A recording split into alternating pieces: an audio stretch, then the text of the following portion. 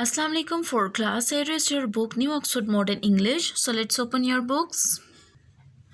Unit number 3, Anansi and 5. Anansi and 5. Students, in our last lecture we read that Anansi was very hungry, but he was very pleased after hearing the witch's spell, and he got a trick to get food from others. Students, हमने देखा कि अनंसी जो बहुत भूखा था, ठीक है, but वे जादूगरनी के मंत्र को सुनने के बाद वो बहुत खुश हो गया और उसको एक ट्रिक मिल गई, एक तरीका मिल गया दूसरों से खुराक हासिल करने का. Okay, come on page number 27. Yes students, page number 27 पर आ जाएं और इसका सेकेंड जो हमने लास्ट पैराग्राफ जहाँ तक हमने रीडिंग की थी उसमें क्या था कि जो मंत्र था वो आपको याद होगा कि उसने क्या कहा था विच ने, जो भी नंबर 5 बोलेगा वो फ़ौरन से गायब हो जाएगा. तो अनंसी ने मिसेस रैबिट के साथ ये ट्रिक कर दी, ठीक है. मिसेस रैबिट को उसने अपनी बातों में लगा के 5 बोलने पर मजबूर कर दिया, ठीक है. तो जैसे उसने 5 बोला तो मिसेस रैबिट क्या हो गई, डिसअपेयर हो गई, गायब हो गई. और मिसेस रैबिट की जो खाना था क्या था, वो बास्केट थी स्वीट पोटैटो से भरी हुई. तो वो अनंसी ने हड़प ली और उसने वो सारी खा दी. सो आज हम देखते हैं कि नेक्स्ट आज अनंसी किस किस के साथ जो है वो ट्रिक्स करता है. Let's start. Not long after, he heard little footsteps on the path and looked up. It was Mr. Duck. ज़्यादा देर न गुजरी थी, यानी मिसेस रैबिट के गायब होने के बाद यानी ज़्यादा टाइम नहीं हुआ था कि इसने रास्ते पर छोटे छोटे कदम, फुट स्टेप्स कहते हैं कदमों को, ठीक है. उसने छोटे छोटे कदमों की आवाज़ सुनी और उसने देखा कि कौन है. इट वॉज मिस्टर डक, वो बत्तख साहब थे.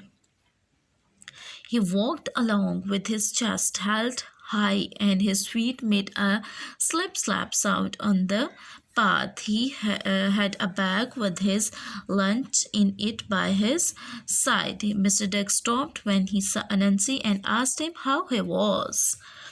जी वो सीना ताने, कौन, मिस्टर डक, बत्तख साहब जो है वो सीना ताने चले आ रहे थे और इनके पैर रास्ते में तपड़ तपड़ की आवाज़ पैदा कर रहे थे. स्लिप स्लैप, तपड़ तपड़ की आवाज़ें, ठीक है, अब कर रहे थे. उन्होंने अपने दोपहर के खाने पर मुश्तमिल, यानी उनके जो है ही हैड अ बैग, यानी उनके पास एक बैग था with his lunch in it by his side.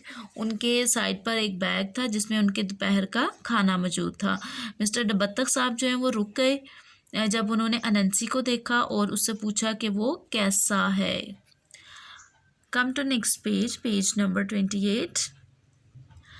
Anansi put on a glum expression. Mr. Duck, I have no idea how to count my yam plants. Can you help me please? यानी अब अनंसी जो है उसको देख के वो जानबूझ के उदास सा एक्सप्रेशन अपने फेस पर बनाते हैं, ऐसे मुंह सा बना के कहते हैं कि मैं बत्तख साहब, मुझे मेरे जो ये प्लांट्स उसने मट्टी के ढेर लगाए हुए थे, ठीक है. अनंसी कहते हैं बत्तख साहब, मुझे अपने यम्स यानी कचालू के जो पौधे हैं गिनने का बिल्कुल भी कोई आइडिया नहीं है कि गिनती कैसे की जाती है. क्या आप मेरी मदद कर सकते हैं please. Mister duck bobbed his head and puffed out his chest even further. Well, Anansi, he said, it is quite simple. Start with 1, then it's 2, 3, 4 and 5. Mr. Duck disappeared instantly. Anansi ate up the lunch. Bobbed mean हिलाया, क्या sir, puffed फुला लिया, ठीक है. यानी अब mister duck यानी बत्तख साहब ने क्या किया, अपना सर हिलाया और वो और ज़्यादा उन्होंने अपनी छाती चौड़ी कर ली, यानी प्राउड फील करने लगे कि मुझसे किसी ने हेल्प मांगी है. अब अनंसी उसने कहा, अनंसी ये तो बहुत आसान है, तुम 1 से स्टार्ट करो, फिर 2, 3, 4 और 5. जैसे उसने 5 बोला, mister duck disappeared, mister duck जो है वो गायब हो गए अचानक से और अनंसी ने उनका लंच जो है वो खा लिया. Now I know you will be wondering about Anansi's family, यानी अब आप यकीनन सोच रहे होंगे कि अनंसी ये खुद इतना खाना खा रहा है तो उसकी फैमिली का क्या हुआ होगा। ठीक है, यहाँ पर आप फैमिली के बारे में सोच रहे होंगे। वॉन्डरिंग अबाउट, किसी के बारे में सोचना। Did you think about them, क्या वो उसने इनके बारे में सोचा। Did you save any food for them, क्या उसने अपनी फैमिली के लिए कुछ खुराक जो है वो सेव की, महफूज की। नो ही डिडेंट, नहीं उसने ऐसा नहीं किया। He ate everything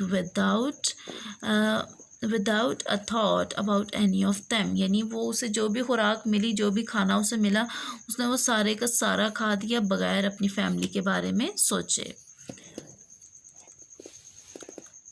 Next to come along on her way to the market to buy some tasty treats was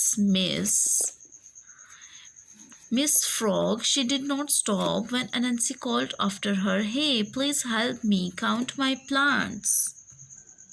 अब इसके बाद कौन है, इसके बाद मिस मेंढकी आई। ठीक है, मिस फ्रॉग वो आई जो खाने पीने की चंद मज़ेदार चीज़ें खरीदने मंडी जा रही थी, यानी मार्केट जा रही थी खाने पीने की कुछ चीज़ें खरीदने के लिए। टेस्टी ट्रीट्स, चंद मज़ेदार चीज़ें। वो बिल्कुल ना रुकी जब अनंसी ने उनको आवाज़ दी कि क्या प्लीज़ बराए मेहरबानी मुझे पौधे गिनने में मदद करें।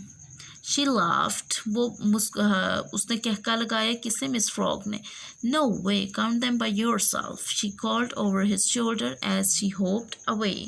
वो हंस दी, कोई चक्कर नहीं, इन्हें खुद गिन लो। वो कहती है, मिस फ्रॉग कहती है कि नहीं, तुम्हारा काम है, तुम ये खुद करो। उन्होंने उछल कर कूद कर अपना दूर निकलते हुए मुड़कर कहा, यानी वो उछलती जा रही थी, आगे चलती जा रही थी और उसने मुड़कर जो है टर्न होकर उसने अनंसी से कहा, ये तुम्हारा काम है, तुम खुद करो। It did not bother Anansi too much because he knew there would be It did not bother Anansi too much because he knew that there would be plenty more chances for him to try his trick out.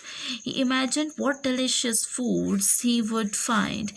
He did not imagine taking any to his hungry children. He was going to eat as much as he could fit in his stomach and then come back and try the trick again on another day. यानी अब क्या हुआ, miss frog तो जो है वो चली गई उसको मदद किए बगैर। मिस फ्रॉग जो है वो उसकी चाल में ना आई। अब अगला, अनंसी इस बात से जो है वो ज़्यादा परेशान ना हुआ, यानी बॉदर मीन परेशान। यानी अनंसी जो है वो, मतलब मिस फ्रॉग जो है उसने उसकी हेल्प ना की तो अनंसी इस बात से बहुत ज़्यादा परेशान नहीं हुआ था, क्योंकि वो जानता था कि अपना चक्कर चलाने के इसे और भी बहुत मौके मिलेंगे। यानी उसे पता था कि ये, मतलब वो खड़ा ही उस जगह पे था कि जहाँ से बाकी जो एनिमल्स हैं वो मार्केट यानी बाज़ार जाते हैं चीज़ें खरीदने के लिए। तो वो जो है उसे पता था कि और भी बहुत सारे एनिमल्स आएंगे, तो मैं उनके साथ जो है वो शरारत करके उनका खाना छीन लूँगा। इसने तसव्वुर किया कि इसे कौन कौन से मज़ेदार खाने मिलेंगे। इमेजिन करना, तसव्वुर करना, सोचना। यानी वो सोचने लग गया कि उसे कौन कौन से मज़ेदार खाने मिलेंगे। इसने इनमें से किसी एक को भी अपने भूखे बच्चों के पास ले जाने के बारे में नहीं सोचा। इसने पेट में जितना समा सके वो उतना खाना चाहता था और फिर किसी और दिन वापस आकर यही चक्कर आजमाना चाहता था। यानी उसे इतना ज़्यादा खाना मिला लेकिन उसने वो खाना अपने बच्चों को बिल्कुल भी देने के बारे में ना सोचा, और वो जितना उसके पेट में आ सकता था उतना, उससे ज़्यादा वो खाना चाहता था। A scurrying sound pulled Anansi out of his daydream. यानी एक तेज़ कदमों की आवाज़ ने अनंसी को उसके ख्वाबों से जगा दिया। Daydream, खुली आंखों के ख्वाब। It was Mrs. Shrew. वो मिसेस श्रू थी, बेगम श्रू थी। On her tiny bag she had a huge load of freshly made pies that she was hoping to sell. यानी अब उनके कमर पर एक पाइस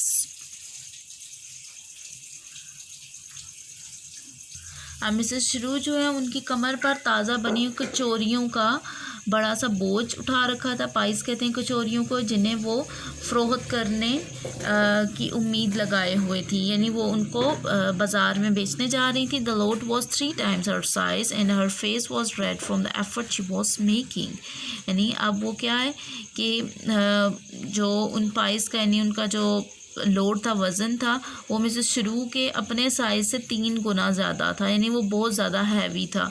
और मिसेस शुरू का जो फेस है वो बिल्कुल लाल हो चुका था उन एफ़र्ट यानी कुव्वत लगाने की वजह से। ठीक है, सो स्टूडेंट्स आज हम रीडिंग यहीं तक रखते हैं, वॉज मेकिंग तक। इंशाल्लाह नेक्स्ट देखते हैं कि मिसेस शुरू जो हैं वो अनंसी के ट्रिक में आती हैं या नहीं आती। Okay students, take care and अल्लाह हाफ़िज़।